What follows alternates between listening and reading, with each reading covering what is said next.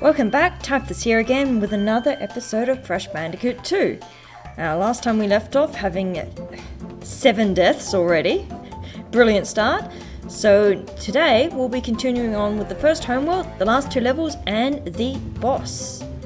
Alright, so now into the pits. Believe it's a jungle themed sort of level. So we'll see how we're going. Hopefully a few less deaths this time. Alright, Turtle Woods type theme. With spiky turtles. Not to spin those guys. And I was wondering... whoops. So Crash 2 has a save file system. Unlike, well actually Crash 1 does have a save file system. It's just cumbersome to use. In this one you can save whenever, pretty much wherever you want. So it's all good. So as I was saying, like, in Crash 1, every time I was simply using passwords to get back to where I was. Now this one, obviously, at the end of each time I have to remember to save. And I was wondering how long it would take before I forgot to save at the end of a session. Turns out it's 1 episode. Fortunately, I did already have a save of for this one. Wait, don't get started. Which was at exactly the same spot where I left off anyway. But hopefully, I don't forget to save again, because I literally just turned off the thing and it's like whoops, that was supposed to be a save. Oh well. Alright, let's not get spiked on the turtle. Or fail on the bird. I'm not dead yet, I just happen to have lost 2 uppers. Alright. I reckon I know what that one does. The alternate path back there, whoops. The alternate path back when there was the part split in the road. One of them is kind of like it's just a harder bit of the level. It doesn't contain the crystal. Oops. But it does contain a couple of the ghost blocks. Boop. Bye bye, buddy. I hope those guys are as kind of fluorescently purple as they are in this one, in the remake. That'll be kind of cool. No idea why the turtles have buzzsaws on their backs, but, you know. I find the spikes make a little bit more sense than having buzzsaws, because some turtle shells in real life are pretty spiky. But, yeah, no buzzsaws on them. Belly flop onto the bonus. Oh, hey! So first time we see the reinforced crates. These guys, you can't normally spin them. So instead... So yeah, can't spin them. So you've got to use the belly flop to break them. And yeah, belly flopping on TNT is not a good idea. That will never end well. Skid jump. I'm not going to bother with getting... Whoops. Okay, that does not count as a death. Deaths in the bonus level do not count as deaths. Because my life total doesn't count... change. So I'm not going to bother with getting boxes in this one. It's just too time consuming. Having to bounce on these boxes that many times. Yeah, it's a good thing these don't count as deaths. We'll get through the bonus. Eventually. Oh.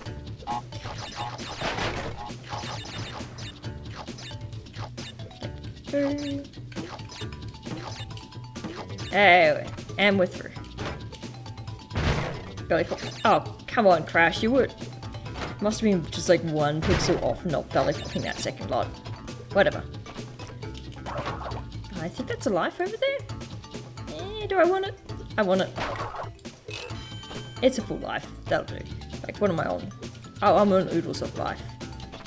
I am not in any danger of getting game over yet. Alright, I'm onwards through the pits. I was almost going to call it Turtle Woods.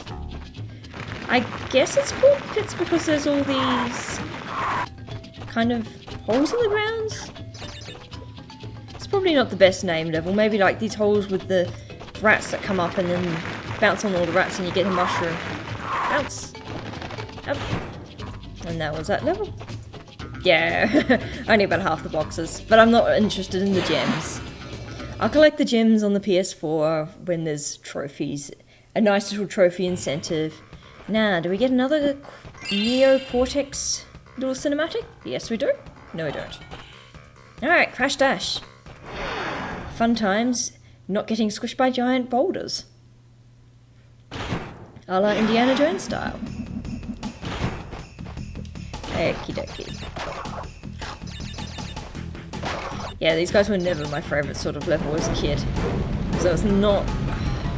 I found them harder. I guess because you were on the kind of the time pressure. Oh yeah, don't hit the mines. They don't kill you, but they just send you up in the air, which really slows you down. Thus allowing the boulder to go and catch you up a bit better. Oh, electrified fences. Nice little audio cue to show that they're coming up. And of course, the Wumpa Fruit. Follow the Wumpa Fruit. They'll tell you, hey, I finally managed to miss a mine. And of course now I've got an itchy nose. My nose just from scratch. Alright. Slow the boulder down with that. Oh, nitros. Fun times. Alright, is this the end for the section? It is indeed. Get that crystal. And up into the bonus. Oh, hey! Bonus in the style of the original game's bonuses. Oh yeah, if you get hit by a falling solid steel block, you know, Crash doesn't like it, he dies. Which, you know, makes some sort of sense there. Alright. Just ignore that. Yeah, gotcha. Nope, I'm not bothering with that. Yep. It's just too much effort, and the number of times that I would fail in it, it would just be frustrating. Oh, and now we've got our speed pads. Nice little introduction of them before you actually have to use them against a boulder. That was an interesting little bit of texture weirdness on that ledge there. Like, it was half snow, half not snow. Okay. This one is, they've definitely ramped it up. Difficulty in this segment with the electrofences, the speed boosts, and more mines and jumps. That wasn't too bad of a level. Yeah, totally not getting the gems. I suppose at some point there'll be a level where I get a gem, but not anytime soon. Alright, so that's the first 5 crystals of the first Homeworld done. Now Cortex will come and tell us something. Listen up. We are not without enemies. Some of them you may even recognize. Although they cannot harm you inside this warp room, they can attack you on your way to the next one. To get to the next warp room, use the platform that appears in the center of the room. Good luck.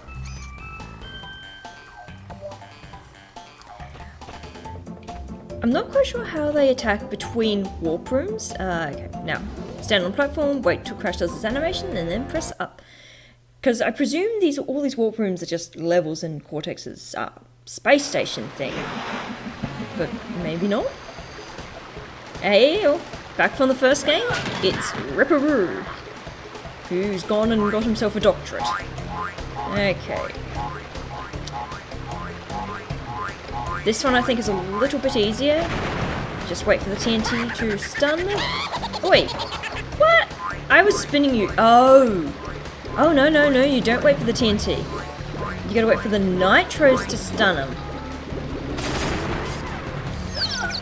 And then you can smack them. Alright. So his patterns get a little bit more, I suppose, erratic? Or there's less spare space on the board after each round. But he follows a pretty safe pattern, and if you hang out near where he starts, you're generally, like, you know, pretty safe. As long as he doesn't decide to bounce on your head. Ooh, okay.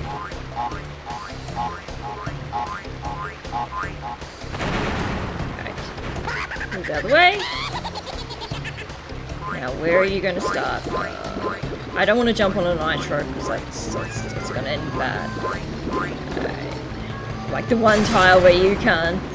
Be fine. There you go. And that's Ripperoo. Done. Don't ask me why he's wearing a Donald Trump wig. It just looks weird. I wonder what that one will look like in the HD version. I wonder if they will have time to like tweak it to make it just like a little bit more Trumpy, or they'll just go for like the blonde wig generic thing.